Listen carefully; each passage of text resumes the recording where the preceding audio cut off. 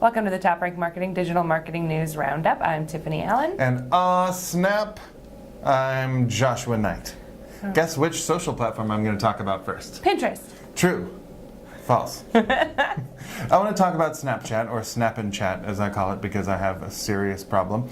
But Snapchat is taking even more steps into becoming more of a platform that's going to be attractive to marketers, because marketers, in addition to being beautiful and intelligent people, bring in revenue, and revenue, it turns out, is a thing that businesses need.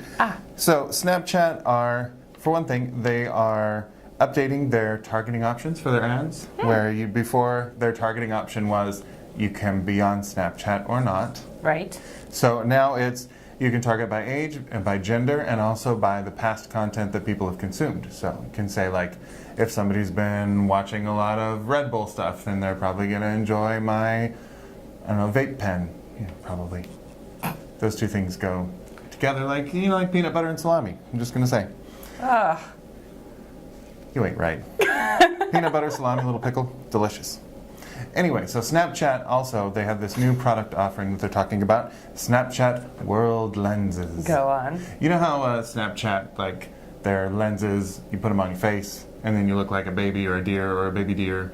Yeah. Or like a creepy soulless thing, and you open your mouth and like tendrils come out, and it's, yeah. So super creepy AR technology is going to be applied not only just to your face, but now to the entire world. Ooh. So you can sponsor these world lenses. Warner Brothers is doing one for one of their upcoming movies, and Dunkin' Donuts is looking at doing it. Glidden is looking at doing it. Glidden Paint. So interesting. presumably, like, you stand in front of a Dunkin' Donuts, you hold up your device, and you activate your forward-facing camera, rear-facing camera. Which way are you oriented with the device? The thing what points at what you want pictures of take, and then something cool happens, like maybe a big cup of coffee spills all over the entire Dunkin' Donuts. Oh no! Or a big bucket of paint spills all over everything if you're Glidden, which would give me flashbacks to my last home improvement project. Fair enough. But anyway, yeah, so it's looking to be super cool. This is finally augmented reality going straight up mainstream as a product that marketers can purchase.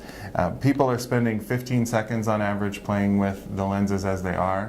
So presumably the more interactive they get, the more time you get with your customer, who you can now target. So get on your Snapchat.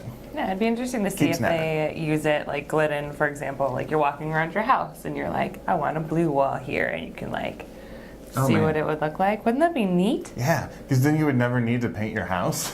You could just be like, no, seriously, look, it's blue. Everything's fine. Nothing to see here. Exactly. Perfect. Well, in other social media news, as I'm sure you've heard by now, LinkedIn has recently updated their terms of service to make your public profile more easily accessible by third-party services. So if you stop watching right now and Google yourself, it's entirely possible your LinkedIn profile will come up. Otherwise, just don't Google yourself. It's kind of a weird thing to do. You don't need to know what's there. But anyway, you can turn this feature off in your settings if you like to, but I think the key lesson learned here is, especially as we get into this world of like social selling and really, people connecting with brands as a representative of that brand, making sure that that profile is updated, current, you're sharing relevant messaging, and you don't have anything weird, any weird endorsements on there or anything like that. It's very, very important now more than ever that these are more accessible to the public. Yeah, like if the High Priest of the Dark Lord Cthulhu has endorsed you in your summoning Eldritch Horrors skill, maybe get rid of that one. Maybe. Depending on the kind of job you're after. Yeah. Sure. You might need that.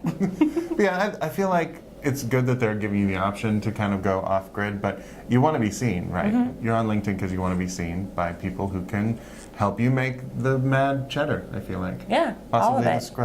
the Skrilla. Speaking of the mad cheddar and or Skrilla and or peanut butter and salami sandwich, I have a paid search report from iProspect. Go on. It's like a lowercase I and a prospect. Ooh. Is the company here. But they have their Q1 report on paid search. So some really interesting insights for marketers in here. We have, for one thing, there is a decrease in overall demand for paid ads. But that's because there are these massive drop-offs in desktop and tablet demand that are not entirely being offset by mobile. So I think that's interesting. Like, we're definitely moving to mobile, but there is a net loss still. Because probably of that drop, CPCs, cost per click, is up pretty dramatically. On mobile, it's 40% year over year. It's up 40%. Holy buckets. Desktop is up 26% year over year, but I mean, there's less demand, less traffic on desktop, so that's kind of the trade-off there. Mobile impressions are up. People doing all kinds of impressions. Just saying. For sure there was an impression coming. Why would I do an impression of Jack Nicholson? Because it would be awful. That's why. Click share is up 59%, and the paid search traffic is going up on mobile by about 59%. Voice search, though, was one of the huge things in this report. Voice search is way, way up. How many people would you think are using voice search? My parents. Just the two? Yep. 2 people. You're close. 500 million people are using voice search specifically just on like Alexa and Google and Siri. So, sorry Siri, wasn't talking to you. But voice search is going to be, they're estimating, half of all search queries by 2020. Wow. So remember how the story goes. We heard like mobile is going to be half of all traffic by X date, and then suddenly it's all new traffic is mobile, and then there's just mobile forever. So that seems to be the way the voice search is going to, based on this report. So, I mean, we got to get hip with the natural language queries, guys. Yeah. That's what we got to do. Hip with it, you know, whatever. Have the 411.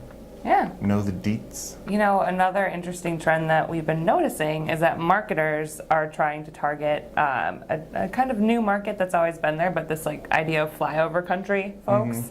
Turns Middle out there America. are states in between I know. California and New York. There's coast, and then there's people, which is weird. But there's some new research kind of talking about who these people are, how to target them, which I find interesting. They do compare them to coastal Americans. So there are a lot more similarities than there are differences, which is interesting.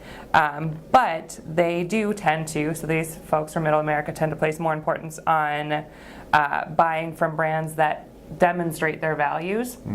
So, you know, like Made in America, for example, is a big one, and other values that are more obvious to the brand. So if you're not really talking about it, it's not really part of your messaging and your branding, that's something that you might want to consider if you're looking to market to everyone else in the U.S., ourselves included. The vast majority of folk. Don't forget us. The next is that they're less likely to buy online than folks on the coast, which I found interesting. Just slightly less, but a little bit less. Shopping is actually a social kind of activity for this demographic or this general group, which also shows in the fact that they learn about new products and services from friends and family first and foremost, rather than folks on the coast who tend to learn from that same demographic but a little bit more skewed toward media, news, and social media, which is interesting. So keep that in mind too, like word of mouth, referrals, online reviews, those are all things that are going to be playing into that market. It seems like this is similar to when people talk about how to market to millennials. Yeah. Where it's just like, do good marketing and millennials will dig it. And that's the same thing with flyover country. Like, hey, we like brands who are authentic and transparent and share our values. We feel like they get us. And we like to get recommendations from people instead of brands. Like, everybody likes that. Yeah. So if you want to reach us hicks in the flyover country, just, you know, you're going to end up reaching everybody, and it's going to be better. Even better. More better. Well, that is all the news highlights that we have for you, but we'll be back next week with highlights from the following week's news, except for I won't be here because I will be on vacation. But you will have Josh. And I will probably grab someone randomly from our office or possibly from the street to join me. Oh boy, that'll be fun. Well, if you need more news in the meantime, you can follow TopRank at TopRank or follow me at Tiffani_Allen on Twitter. And you can find me on Twitter at Nitewrites. That's NITEWRITES. And Josh will be back next week. See you then. Bye.